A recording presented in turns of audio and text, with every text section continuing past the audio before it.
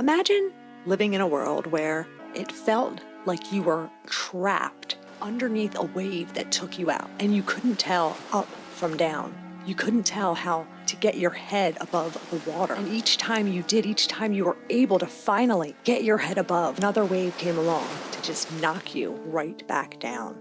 Living in a constant state of confusion, a confusional nightmare, a nightmare that you couldn't wake up from. The survivors of narcissistic abuse don't have to imagine this world. They don't have to imagine it because they live it. They live it every single day.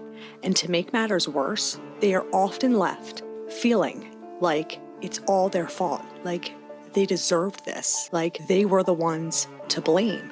And they question themselves if they are in fact a narcissist. Feeling as if you're the cause of the downfalls in the relationship, as if it's somehow your fault, and pondering over the idea whether you too have become a narcissist are of the major concerns survivors of narcissistic abuse find riddling their minds. This, like the many other ways narcissistic abuse affects and infects the survivors, doesn't come without rhyme or without reason.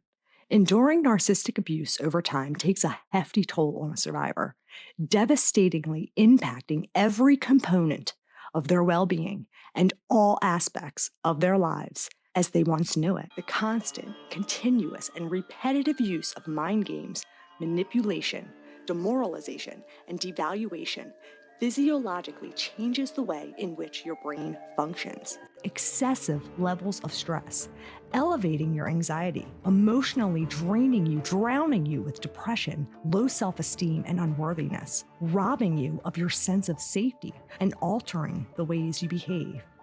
From the narcissist provoking and training you, as well as maladapting different behaviors for your own survival and self-protection. Over time, survivors may exhibit behaviors, including, but not limited to, a willingness to do anything for acts of kindness, fine-tuning in on the needs of others, a can't say no, and it's my fault, or what did I do wrong syndrome, a need to stay busy, work hard, and prove your worth, becoming perfectionist, constantly overthinking, overanalyzing everything, and mirroring the narcissist, exhibiting narcissistic traits. Most of these behaviors are developed due to a combination of the provocation from the narcissist, as well as a means to adapt for survival and self-protection. The narcissist strategically trains their targeted sources of supply to behave in certain manners by means of manipulation, distorting their perception and contorting their ability to distinguish truthhood from falsehood. Having no accountability for their own wrongdoings, the narcissist placed the survivors at fault on every account.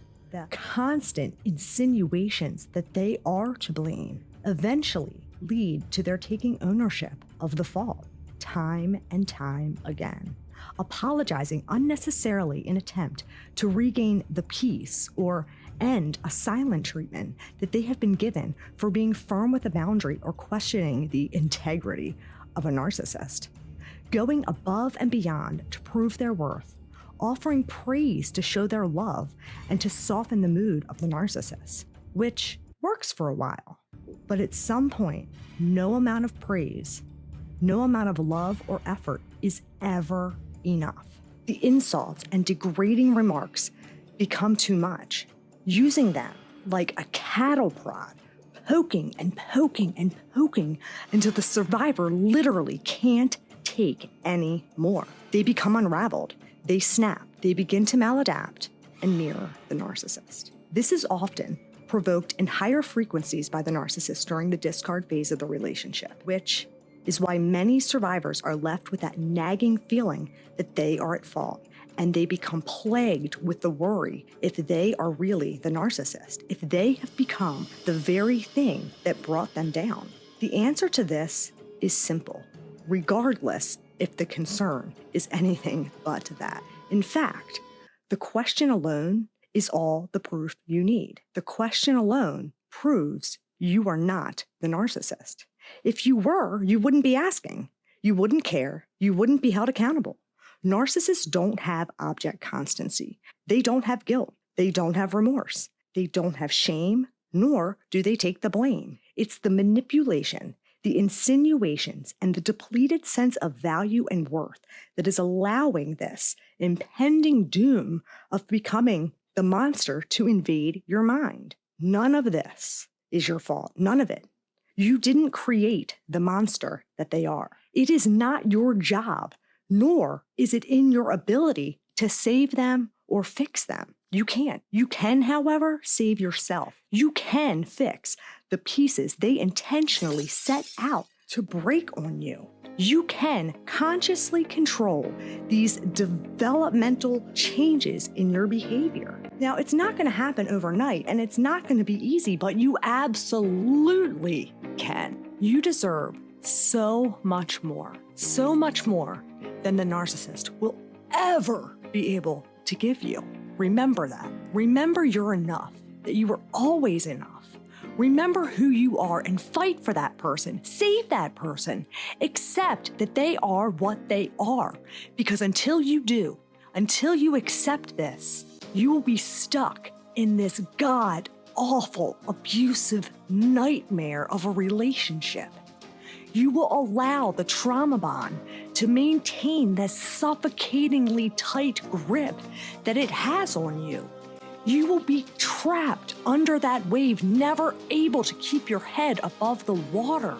You will deny yourself free, a chance to find love within yourself and the happiness, the contentment, and the life that you were born to live and that you deserve. Let go of the limited beliefs that the narcissist has been implanting in your mind. Let them go. Let them go. Accept who they are, what they are, and love yourself. Love yourself enough to be free. Focus on you. Fuck the narcissist.